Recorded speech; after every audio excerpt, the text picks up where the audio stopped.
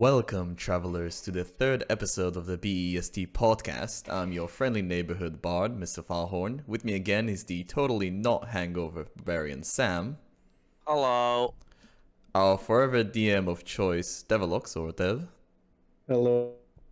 and a special guest versed in all things critical role, the angry sorcerer Garrus. Hello, everyone. So, as you might have noticed if you're watching on YouTube, we are using a four-person layout with our guests and some content that should be displaying in the center. And that is especially good because today yesterday marked the end, as of recording, the end of Vox Machina, the first season, 12 episodes in 1 month. And we're gonna be talking about it, we're gonna be reviewing it, everybody's gonna be giving their own opinion. Spoilers ahead. We're gonna try not give any huge spoilers, but specific scenes and stuff that we want to talk about will be discussed. So just keep that in mind. And without further ado, I think the main thing I want to hear is Sam, 7 out of 10 Sam, initial review. What do you think Right. now? Initial review was 7 out of 10 because, as I said, I wanted to see more. I wanted to see where it can go. I can happily say I'm gonna give it an 8.5 out of 10. Now, Interesting. I don't think. Whoa, what do you mean an interested? That's a very big jump, and I would say that you'll wait for my one, but I think I actually jumped it a couple notches. Dev, where were you standing? I think yours were like 8.8, or you were like at something like that, right? No, for me it was like straight 8 out of 10, and strangely enough, it remains unchanged, even though I like the episodes like 4 through 12 a little bit more. But there was also a bit more to kind of be ruined, I guess. So yeah, overall as average 8 out of 10. And Garrus, as somebody who's actually watched the entire first season of Critical Role when it was out, what do you think about it? Well, I'd say for a rating, I'd give it a 8.5 out of 10, similar to Sam. I really enjoyed the show because, it's an incredibly long thing to commit to watching all the VODs for all the episodes, although this chunk was only 20 or so, 4-hour segments, but condensed down into a format that makes sense for a show, skipping some of the, you could say, nuances almost that wouldn't really add anything. I think they did a really good job converting it from, tabletop to final animation product. So 8.5. That's nice. I mean, when somebody, oh, I've read the books and it gives it a good rating, that kind of shows well, and probably means that he had good artistic vision and actual, Matt Mercer and people from the set actually had a big part in it, I'm assuming. My rating actually went down, I would say, because I gave it an 8.7 originally. I wanted to bring it up to a 9 once I was more happy with it. I think maybe an 8.5, maybe even a little less. My biggest problem is that it suffers. And this is very much because it's D&D and everything like that, right? It's people's characters and a genuine campaign. It very much suffered from plot armor. And it's just expected in a way, but it is something that I very much like, feeling like the risk is genuine, and I didn't feel like it was. It felt like whatever, something would save them at any point, and it got pretty grim at some times, but you're kind of waiting for what to save them. There's a lot of ex machina kind of moments where it's oh, it's all lost, boom, big saving grace by something, and then again, which made it feel a little cheaper. So that's what takes it down for me, because if I don't look at it as from a D&D adaptation, but from a series on its own, then it has too much of that. I don't know if anybody agrees. Well, I think this is something that I have heard the Critical Role campaign 1 was better with. That was actually back in the day where Matt Mercer would kill off characters, and supposedly there was a lot of backlash from the audience because they also get invested in the characters, and it's, I would say, less of a trait of a D&D campaign and more of a trait of a TV show. I mean, most characters in TV shows and movies have plot armor. It's really rare exceptions where that doesn't happen. So to me, this actually made perfect sense for a TV show. When I was watching it originally, tension, because I watched it not exactly as it released, more catching up. So obviously I'd seen things in comment sections and stuff like that. But in general, there was still a lot of like surprises and like, oh, like, is something bad actually going to happen? I felt a lot more, suspense, essentially, as opposed to rewatching it now where, I have to in some ways suspend my own suspension of disbelief because I'm like, I know what's going to happen because they're not going to kill a character all of a sudden, in an animation when it did not happen in the original setting, if you get what I mean. Yeah, you got the spoilers. Yeah. I know what will happen, but perhaps how they get there might be slightly changed. And for me, that's enough because, much like you, Dev, I don't know if you mentioned this before, I can't remember. Spoilers don't really ruin something for me. I still appreciate it, even if I know what's going to happen. So, for me, it's like plot armor in some ways, yes, but, that's kind of because I already know watching the show now. Sam, what do you think? I mean, I gotta say before that was also a big problem for me with Arcane, but I think this was better handled than Arcane for a very specific reason. They actually showed characters getting damaged. They actually showed character getting hurt, being on the edge of the line, which I'm assuming probably also corresponds to like going down, being unconscious, and death saving throws, etc. With one of the scenes near the end, right, kind of like starting to fail. I'm pretty sure that was kind of like the idea and the representation, which I did like a lot better than still a lot of shows, which just basically have the main characters walking through whatever danger. You could see like 100 other guards being instantly bopped, but they just don't care. So they still made it feel like there is some tension to it, but it still didn't actually feel like they could get hurt.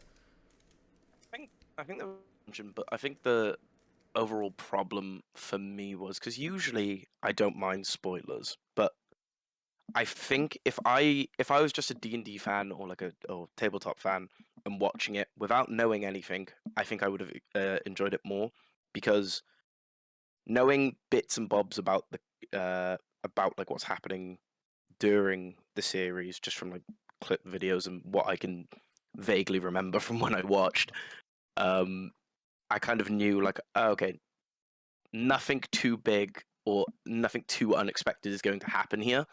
But I still think they did do good tension, and I'm gonna say it now. Percy's my favorite character. You can't change my mind. Yeah, for me as well, Percy was a big improvement in the later portion of the season when the Briarwood arc started proper.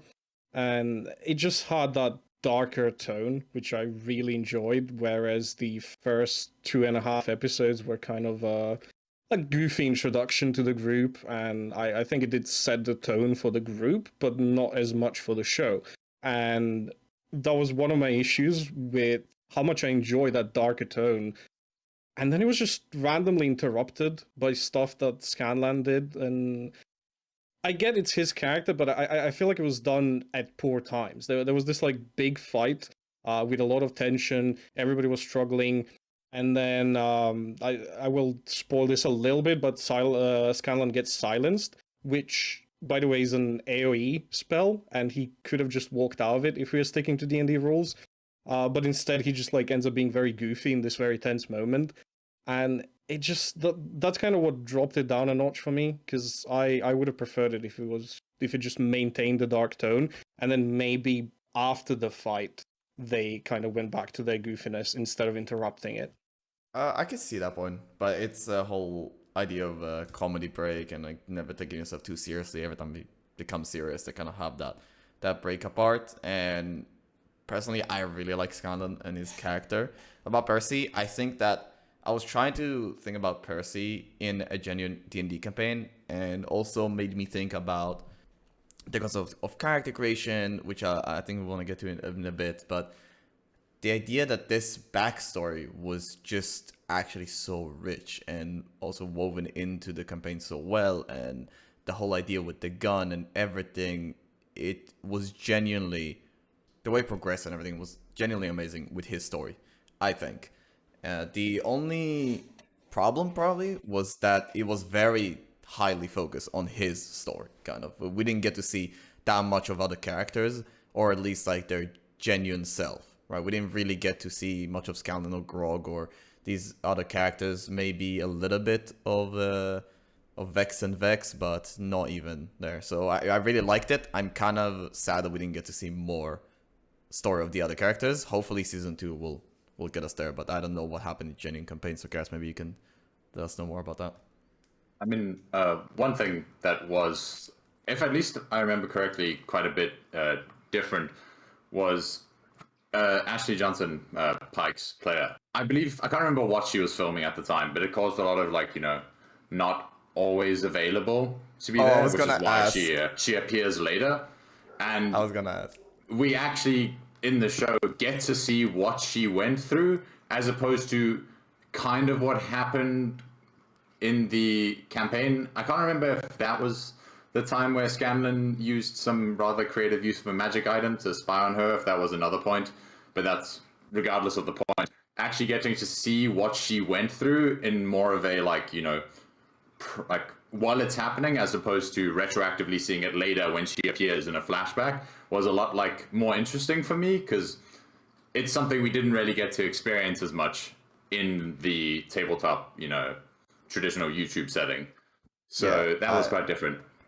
I was going to ask about it because when I watched season 2, she literally disappeared after the first session or second session as well. And when I saw Pike said like, "Oh, I have to do this on my own," and I was like, she wasn't in the sessions. I bet she wasn't in the sessions.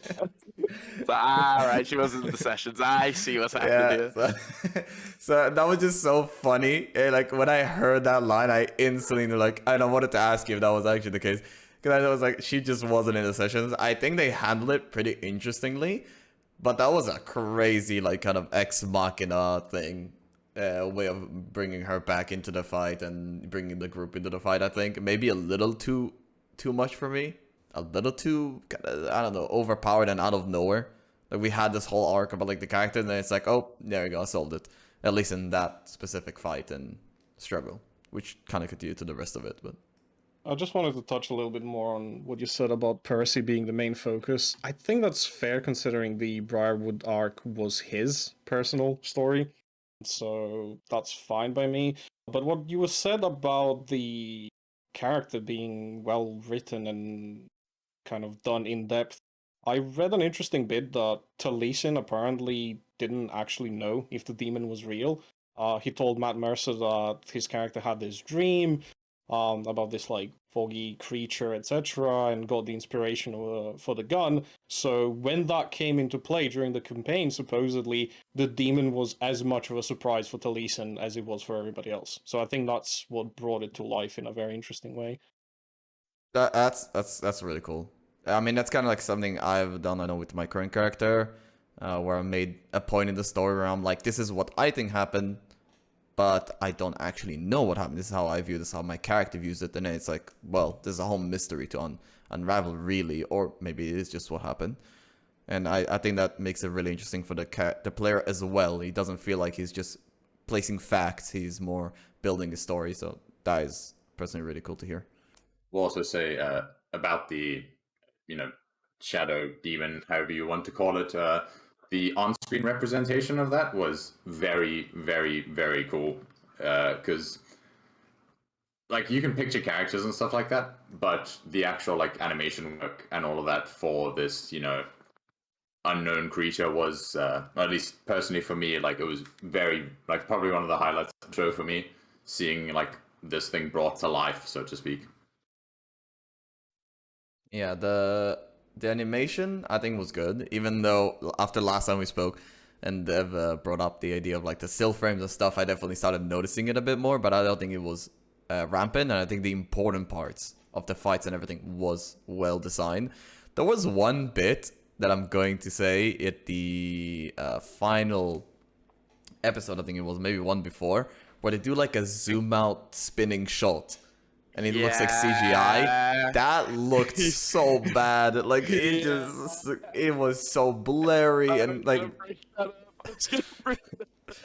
like the animation was good. That one, oh god, that was bad. That was straight up. I don't know if you guys noticed it. It seared into my memory. But if I noticed that the horse legs in the background were looking a bit iffy in one of the first 3 episodes, trust me, I noticed that. I think for me, it was actually the opposite. I started being less bothered by it because I've kind of just accepted that this is just an economical way to do animation. And I did mention even in our first episode that I think they've done it in a clever way. Like everything that needed to be animated was animated, so I can't really blame them too much for saving the work where there just wasn't really need for it. So I guess the final question is, so I guess an important question is for Gareth, how would you rate it in authenticity to the original then? Well, that's an interesting to ask. Obviously, my memory is not perfect because it's been several years since I watched, especially that particular part of the campaign. But there's a lot of stuff, as I mentioned earlier, that they kind of like missed over. For instance, when they, and this is spoilers, I guess, but when they meet Ripley in the dungeon, you know, after I believe it's the Yeah. start of episode 10 or end of episode 9, they kind of like, for instance, there she presented herself first as this incredibly old, decrepit woman, like using illusion magic to, you know, sort of appear harmless, nothing's wrong with him, you know, bring them in closer. And that was skipped over. However, that doesn't, you're not really losing anything by like skipping that part out. It's not a huge, like, you know, contextual issue or anything like that. So that completely fine.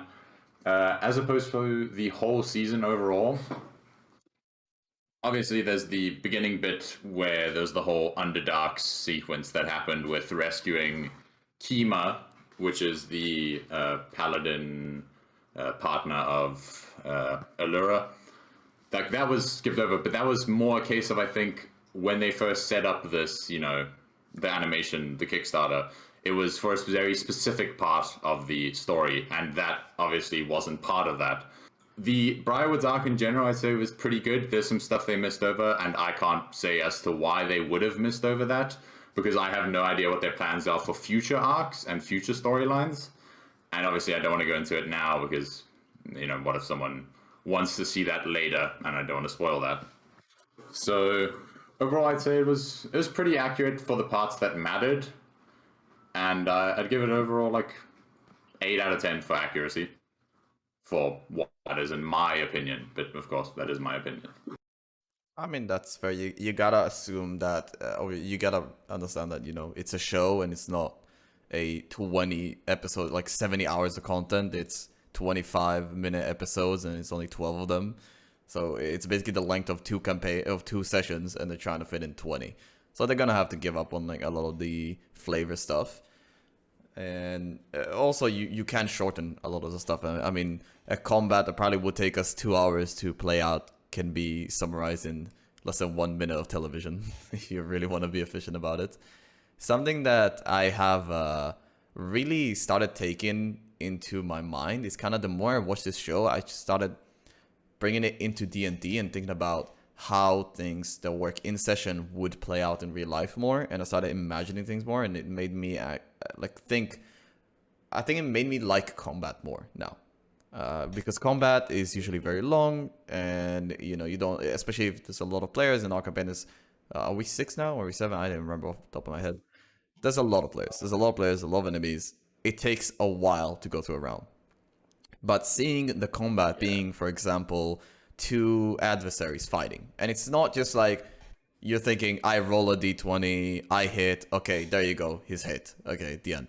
Okay, he rolls, oh, he missed, there you go, he missed, right? It's this constant fighting, and then he might get a hit off. And then you think about it, and you're like, wait, around the 6 seconds. So if I'm hitting, it's not really like I'm, you know, just hitting him or not hitting him. There's a constant action happening. And I started thinking about it. It's like this constant action. You gotta keep thinking, like, there is always things happening. You're always fighting, you're running, you're doing stuff.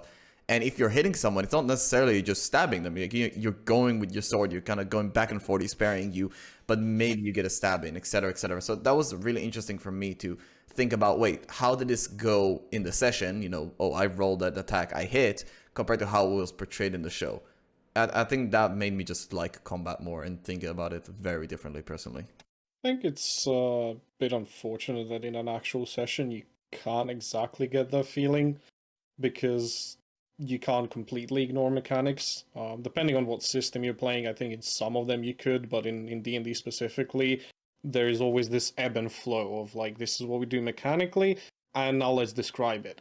But the problem is that those two parts have to be roughly half and half, so you can't really indulge over describing things, because that will just drag out combat even more, even if it is arguably more interesting, but at some point you just get like too descriptive, and it also kills pacing. So seeing it in a show format, I definitely enjoyed it more in that sense. Same as you described, there was definitely a lot of dynamic stuff happening all over the battlefield, but there was still like just this tiny nod to that actually being D&D combat. You know, things that you recognize, like spells being cast, like, oh, this is when he will like miss. This is where you know, the healing potion went off and stuff like that. So it was definitely enjoyable thinking about it in, as you said, in the sense of how did this go in an actual session. I would have to say my favorite moment of the show was most probably Percy's second main kill, because I love the animation there. I loved the kind of the vibe of the situation and everyone's characters, the main characters' reactions to it and stuff. Oh, I love Percy so much. I mean, the gun is definitely, it's hard for me to say. I kind of want to pick like a fun one, but maybe the one where they're in the chamber with the trap, the acid trap, and the name, and if you watch the show, you definitely know what name, sears onto the weapon and reveals, you know, what happened. And Yeah. that searing on the weapon, you kind of read it, and then you look up and it's happening. That was really cool. Okay, well, continuing the favorite Percy moments, I really like the. It was a very small moment, and I think it was actually the cliffhanger of the episode when he just pulled out the gun on the prisoner, without going more into spoilers. But there was just something in that moment that just told you everything about that character and how wronged he was and how much he was out for vengeance. And I think it was more telling than some of his actual kills. I just I don't know, I just love that moment. And the reaction of the party as well. Like, who is this person? What did they do to you? Gareth, Garrus? what's your favorite Garrus, yeah. Percy moment? Yeah, well, you guys have been talking about this. My favorite Percy moment, I mean, I didn't comment on it earlier. However, I do thoroughly enjoy Percy as like a character. He's probably in like my top 3 for the group, and I'm not going to go into that now because then I have to think about the other 2, and that's hard. But for my favorite moment, and this may be kind of a bit selfish just because of the fact that, you know, I rarely, like, you know, having watched the YouTube version, getting to see the fight versus the Blue Dragon at the start of the show, which wasn't something that was shown at all on the YouTube VODs, was really kind of cool for me because it's a moment I wouldn't be able to see otherwise. So for me, that was really interesting seeing that whole thing. And I'm sure there's been some changes to it because, you know, there's no commitment to having to fully accurate thing because there's nothing to compare it to. Yes, as you said, no record. So that was probably my favorite moment there, just because it was really cool to see something that we only heard about in the actual version of the YouTube VODs. I mean, that's interesting. I guess it's a different perspective, and I wonder, in a sense, how accurate it is, because they're probably doing it all from memory, and, you know, maybe flavoring it up a little as well. Personally, my opinion on that episode was, it felt like it was very, what's the word I'm looking for? To bring information in. Exposition. It was very exposition-y. Yeah, it was very exposition-y in the sense of like, oh, this is a huge threat. All right, we're dealing with it. Oh, this is the bad guy. Okay, we found it out. Oh, we dealt with it. It like all happened in 2 episodes or like 3 episodes or whatever it was, right? And then the other one is like over 9 episodes stretched out, actual content.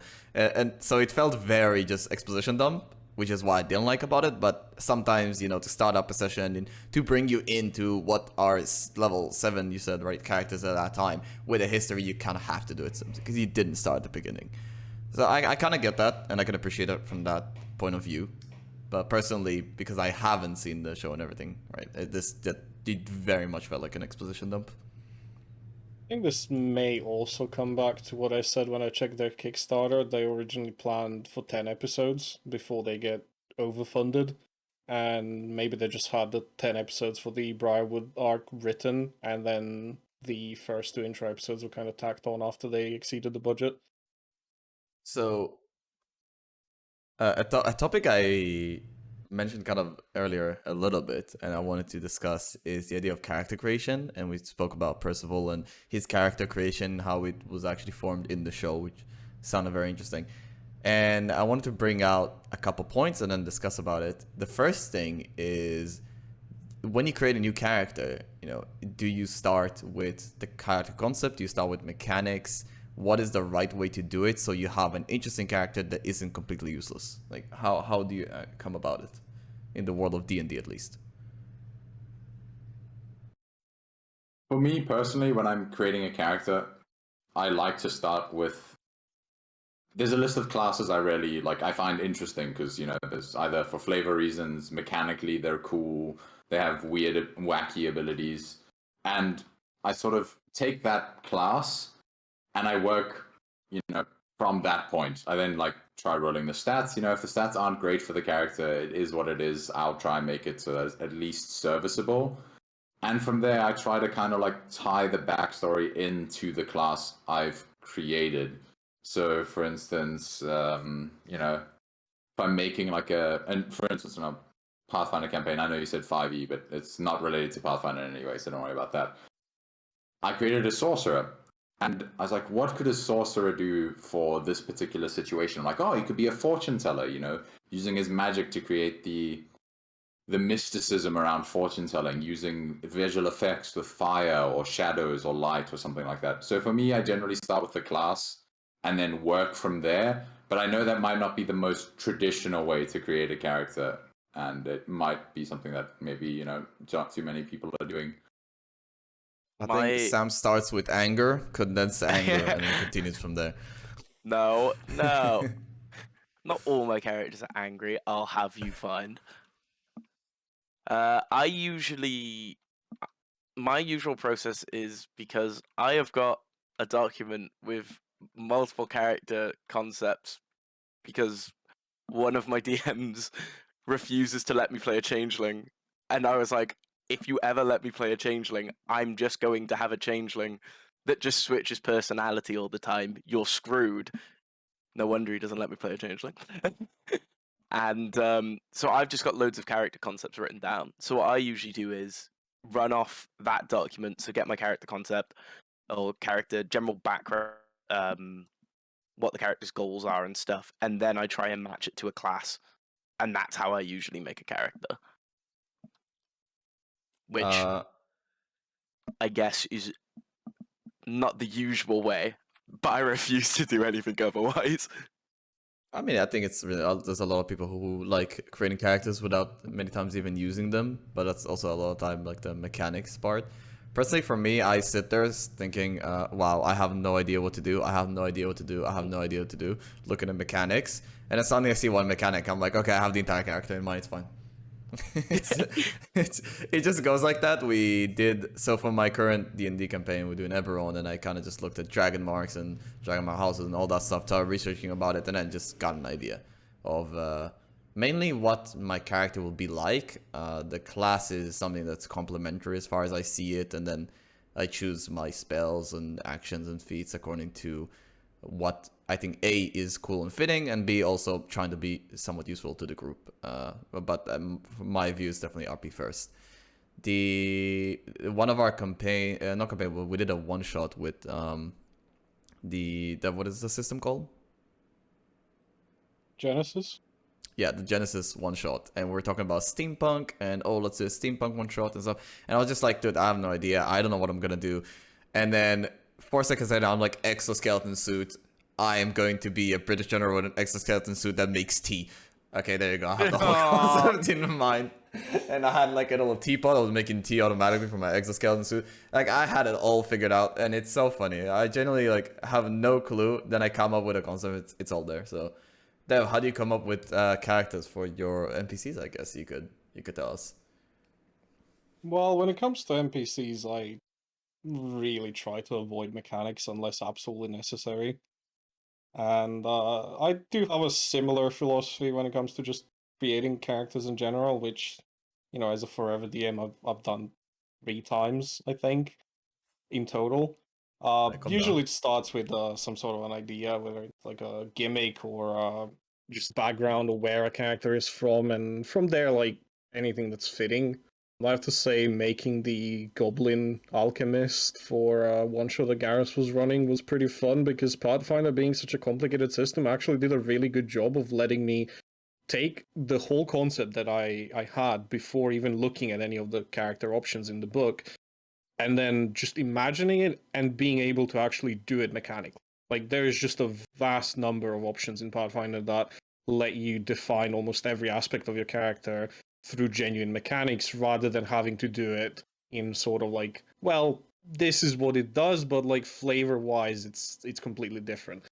On that topic, I do want to try the old school D&D. I have to go back to that, where you just roll 3d6 down the line. You don't get to assign your stats, and the rolls basically choose the character for you.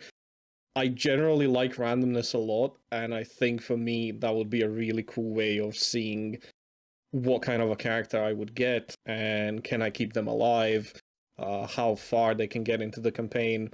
It's a concept that I'm very much interested in. I don't know if that's something that you guys can relate, because I know these days everybody gets like very attached to their character, and not being able to choose even the class you play might just be a very strange concept. I think that's something I really like for one shots. It would be hard for me to do that in a campaign. I mean, I'm of the opposite opinion. I think this is better for campaigns because it really puts you through the paces. It makes you appreciate the character that you got. Because in a one shot, it just doesn't mean anything if they die or don't die. But once you have a character that you rolled up and maybe they were suboptimal, but they got maybe a little bit lucky with the loot, or maybe you as a player played clever, and now you're like 2 years into a campaign with that same character, I think that is just an insane reward that you can't really get when you already start with a character who is powerful and you have this idea where you want them to go, who you want them to become, and then it just, I don't know, it's a different vibe. I don't think any either way is better, but I think it's something I want to try out. I think I also agree with you in the sense of randomness and stuff, as you can tell from the class I'm currently playing in the current campaign. Wild Magic Sorcerer, it's always fun.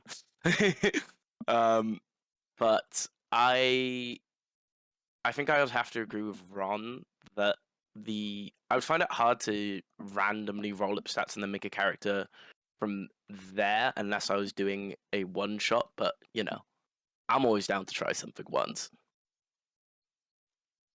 I don't think it's necessarily like a terrible idea, but I don't know if it's necessarily like you'd have to run it in a different system, like something like you mentioned, old school. Because for 5e, that's then again, 5e has like sort of very bounded power levels. You can't really be nuts compared to someone else. You can be slightly better at it, but I don't think it's a terrible idea, and I wouldn't mind giving it a try. Yeah, I think this is maybe It's something I not need to disinteresting. clarify why specifically it is done that way, or at least some people choose to do it that way in old school, is because it was a system where there was almost no emphasis on your character sheet. A lot of people these days are used to 5th edition or Pathfinder, where you have these very intricate, complex characters that have a ton of abilities, and you find yourself sometimes not even needing magic items. You're just this demi-human, demigod almost, which can do these things that you can plan ahead, right? Because you know what's coming. Those abilities are just granted to you through the act of leveling up. This is not the case in old school. In old school, your stats literally do essentially nothing other than determining which class are you allowed to play. So you have to have like a certain amount of strength if you want to be a fighter. After that point, they really don't do much. There's nothing else on your sheet. You get your attack sort of bonuses, you get your saving throws, and those are generally used only in situations where something really dire is happening to you. The rest of what your character is how you play it as a player, how clever you are with it, and the magic items you find. So I think it's a very different aspect of rolling up your character in that system versus in a more modern system where it's like, well, I've rolled up this character and now I really don't want the baggage of like playing a really complicated class. So the main reason I said it would be fun for a one shot is because I just have a hard time seeing myself play a campaign with a character that I might not be interested in, right? But I could see always it being interesting to do a one shot with some random thing. Maybe it's very bad. Maybe you're even doing something that's purposely bad, like choosing a bard with no charisma, just for the sake of it. You know, it's a failing bard is trying to do it. A funny concept like that in a one shot, I think it'll always be interesting. But playing a whole campaign with a character you don't feel connected to, especially in 5e, it feels. I just think would lose interest. Going off of this, I do want to throw some shade at Sam. Here we go. I told him it's going to happen because I was browsing r/D&D again, looking for some interesting content. I'm bringing back r/based, and I found a post that talks about, and the title is, "One of my players keep using acid splash to go through door locks. Not sure what I could do to make it so this isn't the answer to every door." Now, we're not going to talk about the specific case, but I'm going to read out what he says. TLDR, I don't know how it would work raw, but I also don't really care. One time, a player decided he wanted to use Acid Splash to go through the lock of a door after another PC failed to do the lockpick. I allowed it, but now anytime there's a door in front of them, he just uses Acid Splash. Which is just the... I've only done that once. I have done that once. Okay, but, you know, smelling magic... you could say. Oh no! Right, that needs some background. Yeah, defend yourself. Needs Go some on. context. Okay.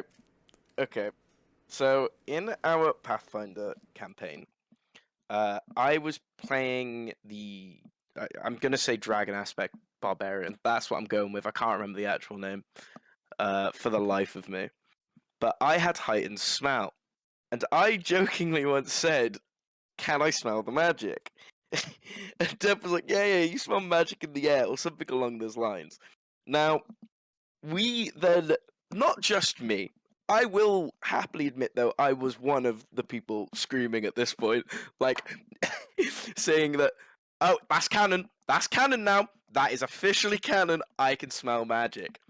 So, whenever... And when I say whenever, I mean whenever I could, I would jokingly / seriously just go, "Can I smell any magic, Dev?" And he completely allowed it, and I loved it. Well, he did have a caveat. Yeah, I think Garrus may comment on what the caveat was. The caveat was my character casting Detect Magic every time this was asked as the gnome sorcerer of the party.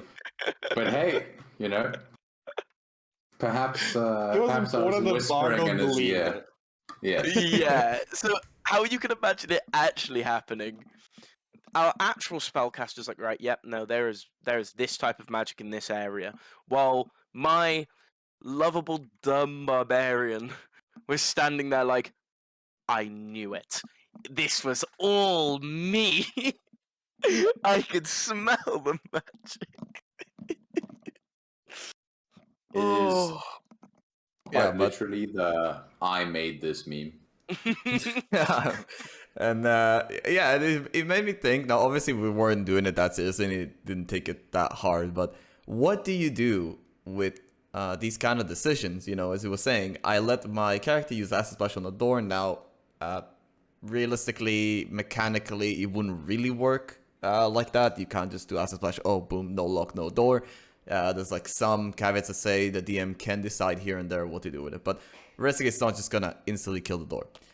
Now, people have said in the comments, you know, you can make it a magical door. You could put locks which are resistant to acid because maybe they're fighting this organization that learned that just using acid to break through everything, right? There's ways you can handle it, but I would say feel maybe a little disingenuous at times. But then, what do you do with these kind of decisions where you're in the middle of a session, the player wants to do something, and in one case, this is, I guess, mainly a question to you and Garrus. In one way, you want to allow the cool thing, you want to allow him to do it, but if you just outright allow this, if you outright just say it right now and you don't check the rules, and you don't want to just go and check the rules in the middle of a session, right, then you might just allow this OP thing that is just going to continuously return for the rest of the campaign. And taking it back is very, well, it's not very nice for the players. It feels very cheaty and meta. Well, I definitely have some thoughts on this, but I want to hear from Garrus first, because he has recently stepped into the GM chair. Well, I've mostly been running Pathfinder, as you know. Pathfinder's, for this particular example, Pathfinder's lockpicking is a little bit more, what's the word I'm looking for? Ad nauseum, I guess. You have to roll 3 times in order to open a door. So, for me personally, I don't mind giving people like this cool thing, but I might try, if possible, to explain, like, while I'm doing it, how that, they were lucky that this worked. Like, you pour the acid on the door, you see it slowly eating away at the lock, and it just manages to break it. And in your mind, or like, you can see that this might not work every time, or for something like this, maybe let them do it on, if they're trying to break into a tavern door, yeah, the acid's going to melt it. But if they break into a prison, it's not going to care. So maybe like contextual and situational things is how I would rule it. But generally, the players I've been playing with for my Pathfinder campaign have been pretty like, this worked once, we're going to try it every time. They haven't rarely done that. So I haven't gotten to that yet, but I think that is how I would handle it. Yeah, I mean, that's interesting on a case-by-case basis. For me, well, first of all, I think it's important to sort of set a baseline that this comes down to system mastery by the GM. And it is difficult to make these judgment calls if you don't actually know the system very well. Which basically means it can happen to anybody. I mean, nobody can really know the entire system off the top of their head at any point in time. And it can lead to situations where players will try to abuse things. But as a rule of thumb for me, anything that is permanently available to characters should be pretty low powered. Which is why I generally have a little bit of a problem with these more modern D&D systems where your character can just do everything, and you have like cantrips, and cantrips are just infinite uses and whatnot. If your character has access to something like that, don't expect it to do crazy things. Don't expect it to solve all your problems. On that note, if you want to reward your players with good ideas and stuff like that, I think it's better to do it in a consumable sort of a way, where you can say, well, this was your, 1 vial of acid that you found somewhere, and it did that thing, and, well, you don't know if you're going to be able to find another one. So it's very easy to give your players something super overpowered, let them use it once, and then just be done with it, not having to worry about it later. And I think that's probably the best way to deal with this type of stuff, just on the fly. And I've sort of had a situation like that in the Eberron campaign, where one of the players, due to my miscommunication, wanted to use Fighter's Action Surge as a cheap, freely distributable consumable. I immediately had to clarify that this was going to be a super limited resource, if it happens at all, because that is an incredibly powerful class feature that 2 fighters is just available at any point in time. But on any other class, it is insanely strong. And having that just available without any significant cost is it's just crazy. I am, however, I forgot to mention this, I'm quite opposed to changing the world to fix those mistakes. I think that's a very cheap move, where it's like, oh, suddenly all the doors in the kingdom are protected against acid spray, and it's like, if it wasn't the case before, then it's not going to be the case now. Like, I'm Due sorry, to the but, recent acid sprays, a new company Yeah, I arose mean- which makes acid-resistant doors. well, if you can actually incorporate it in the world that there was a genuine reaction by the door manufacturers, but then you have to take into account the logistics of how long did it take for all those doors to be replaced? Which places got their doors replaced first, etc. And it could be an interesting plot point, honestly. but I've seen that, and I think I briefly touched on it in our episode 1. I've seen a lot of GMs have this idea that whenever their players try something creative, they immediately go on Reddit and they're like, "How do I stop them? What do I do? How do I change this dungeon? How do I stop them from doing things?" And that's just not a good mentality. I think I feel like being a little bit more careful with what you allow is also going to make it more rewarding for players when they come up with something that actually does work. But be consistent with your world, because your players are going to appreciate knowing what works and what doesn't. It's just going to make it more enjoyable for them. I think that I would kind of come to this as a player.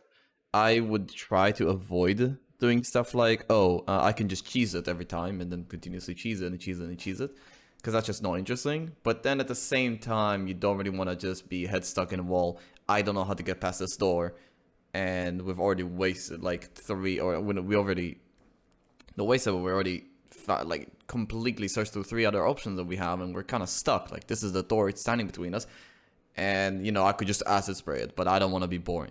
So there's like a kind of a combination you want to bring with, you know, being mechanically efficient, but also just trying to be interesting. Like, I would try to not cheese out. Personally, I wouldn't try to get these kind of quips from a DM and be like, oh, so it's canon now, so now I can acid spray every door. I think that's just boring, personally, and doesn't add much to the story at the end of the day. And if that's the case and you're going to be adversary, then the DM could just do exact same thing and bring it up to a more difficult level if he wants to. And I don't think it adds much at the end of the day. If you're being cheeky with it, it's not a video game that's very set. It's an open world. The next big bad might just be a lot stronger because you're doing stuff like that. So it doesn't change much. I think you should be reacting to the challenge in front of you than trying to make it less of a challenge, but with like cheese strats. I mean, it depends on your definition of what a cheese strat is, and for me, it really is anything that doesn't cost a significant amount of resources, and that is part of the problem with modern D&D, that characters themselves just have a lot of this freely available stuff available, which is what I would consider cheese. If it's an item that was expensive, hard to get, and whatnot, I don't have a problem with it. I think it should be appropriate. And But yeah, that's something speaking like a of that, cantrip you that guys does way more than it's supposed actually to.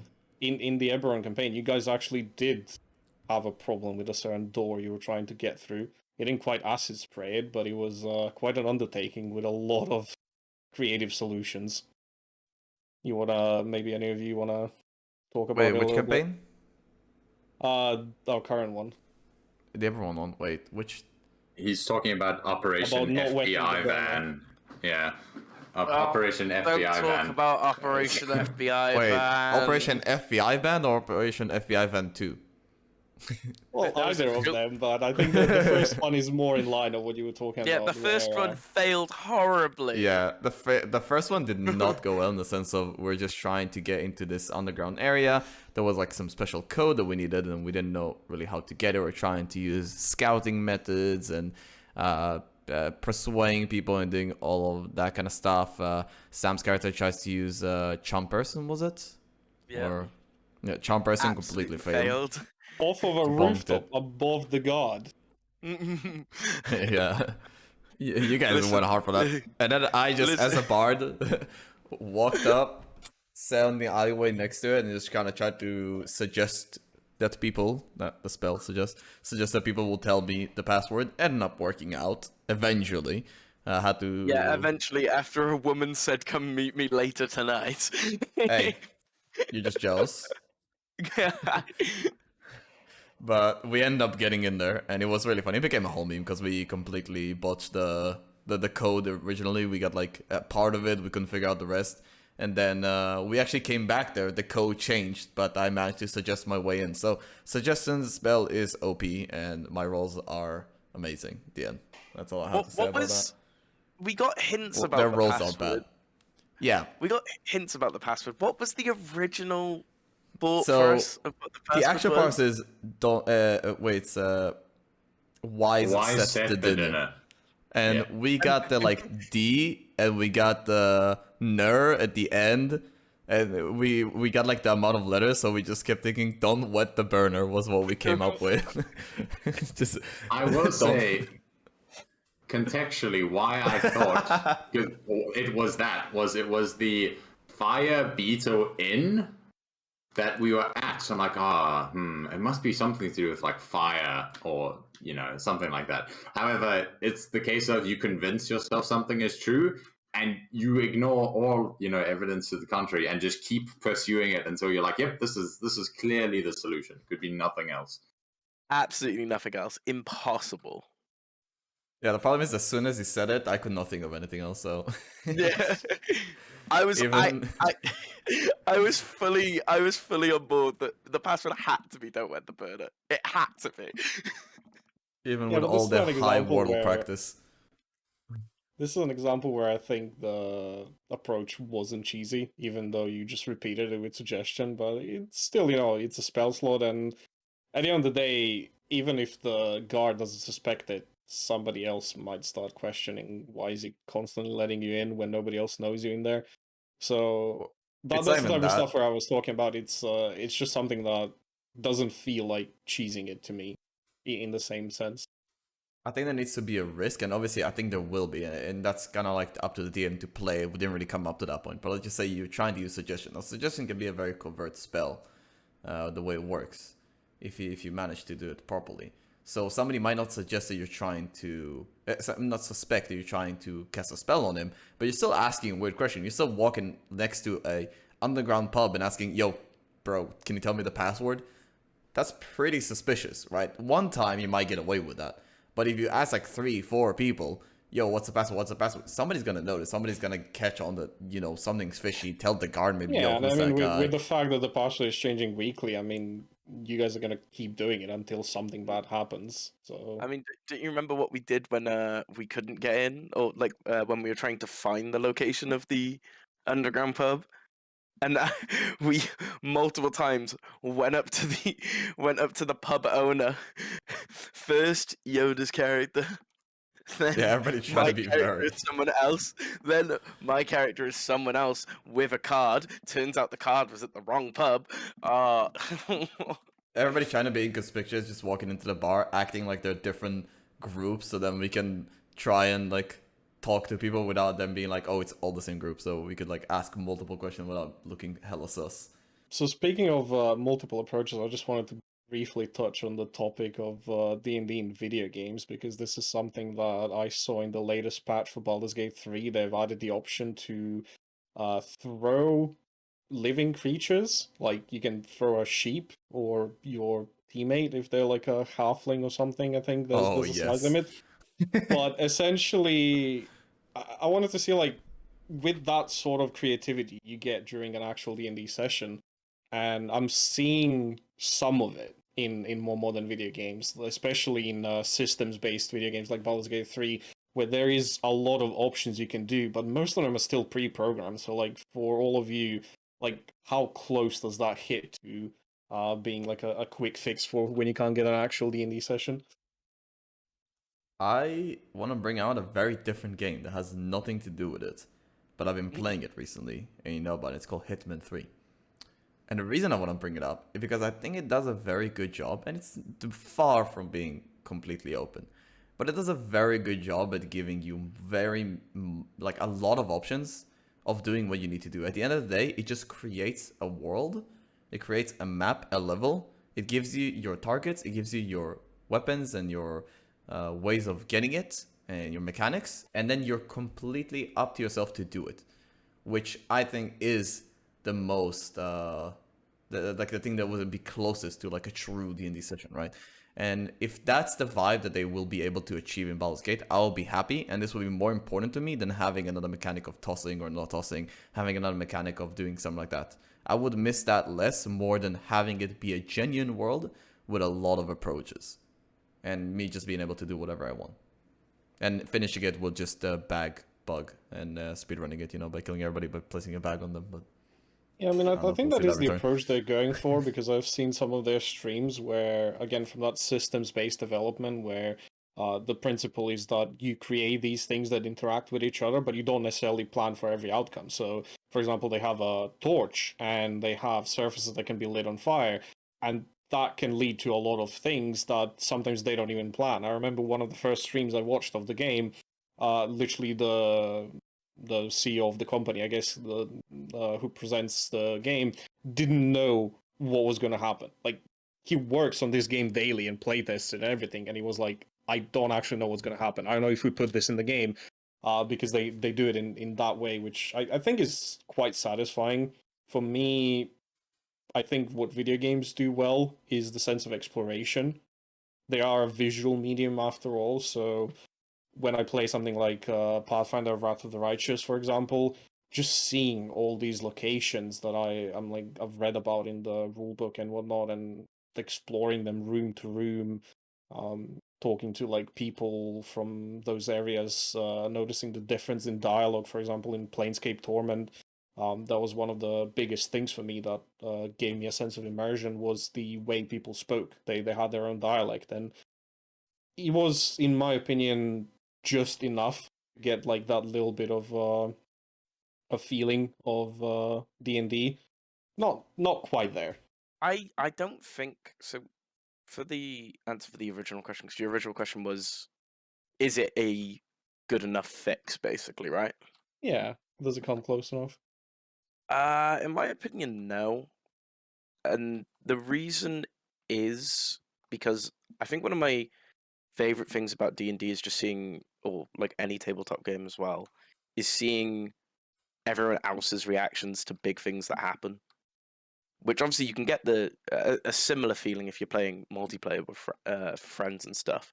But I feel like it's better when, with tabletop RPGs and such, you create, well, most of them, most systems, you create a background, you create your own character, you put time, effort into it, and then something big happens for your character, or something, or like someone dies, you get a good crit, you kill the enemy that you've wanted to the entire time. Like, for example, a halfling, a little small guy that you want to murder. I have to mention it every episode.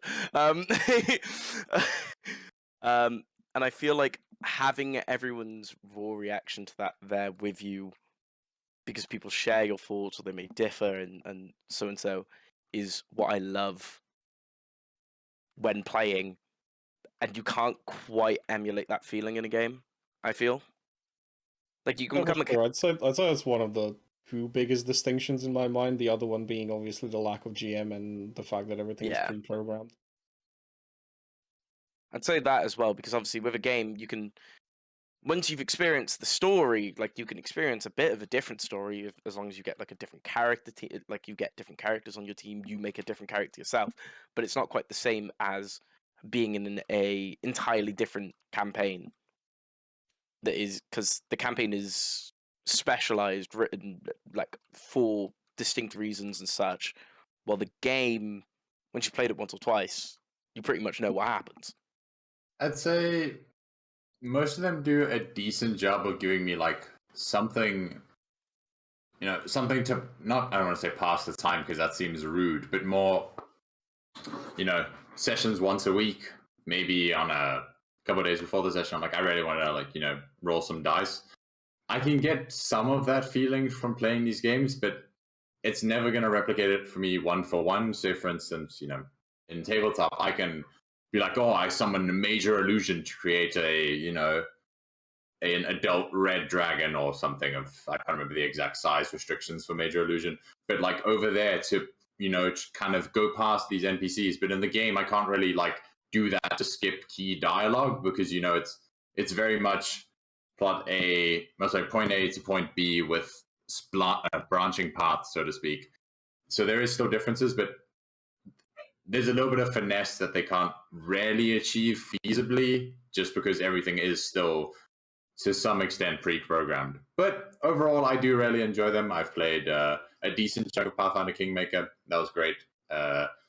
Pathfinder Wrath of the Righteous was definitely better for me, mostly because Kingmaker, I just don't vibe with the kingdom mechanic, which is kind of tough because it's like 50% of the game. But overall, I say they do a good job of giving me like something to work with, at least like some fun still. Yeah, I think with how many times we've come back to the idea of it being pre-programmed, I've just realized something that during an actual D&D session, you generally don't think about it in terms of like, what is the coolest thing I can find on the wiki that's possible to do with this game? You're thinking about this is what my character is going to do, and something is guaranteed to happen, and the GM is going to tell me what happened. It could be a terrible idea, it could be a great idea, it could be something that, I mean, obviously short of impossible things, but it comes from a different place. It comes from what you want to do, and then seeing it unfold without the limitations of picking from, it doesn't matter if it's 10 choices or 100 choices. I feel like the starting point is very different. I think the biggest thing for me would actually be the FOMO that comes with playing a game like that. And I think it will make sense when I explain it. Basically, when we're playing Baldur's Gate, the first act, we did the start of it, and we went through like a behind the area through doing something. So you could look at that as very cool. We kind of didn't go through where you were supposed to. We kind of came in from like a area that's supposed to be blocked, but if you do something very specifically and like a set of mechanics that we really didn't really know we were skipping, we just happened to do it, you can get through the area and skip like a lot of dialogue. But then I get the FOMO of, but now I miss the dialogue and I miss the story and now I'm missing things and I know I'm missing things because it's a video game and I'm coming into this area and upsetting NPCs which I didn't want to upset, right? But if it's a session, that's just how the story is built. There is no story there that you're missing. You are building the story.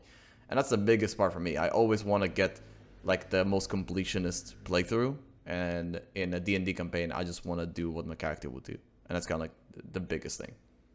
That actually reminds me of the one shot we had for Elliot's birthday, and he is somebody who's just not involved in D&D, and that was like maybe his first or second time playing. I remember his comment after we finished it. He was so confused because I mentioned that he started something and then it kind of just happened because I made it happen. He decided to speak to an NPC, and then it kind of went on its own in its own direction. And he was so confused after that session to the point where he literally said, "So we missed a ton of content." I was like, no, that's not how any of that works. Like, he was genuinely confused because he was thinking about it in video game terms, as you said, like, stuff being pre-programmed. And he was concerned that by him making that choice and going the other direction, that he somehow missed out on content on the other side. And that was really funny to me because, yeah, it's a big difference in perspective. And that's it for this episode of the B.E.S.T Podcast. Thank you so much for listening, and a special thank you to Garrus that came in to teach us all about the Critical Role first campaign. Teaching is a bit of a stretch, but I tried to do my best, and thanks for having me. We appreciate it. So see you next time. Bye-bye. Bye. See you next week.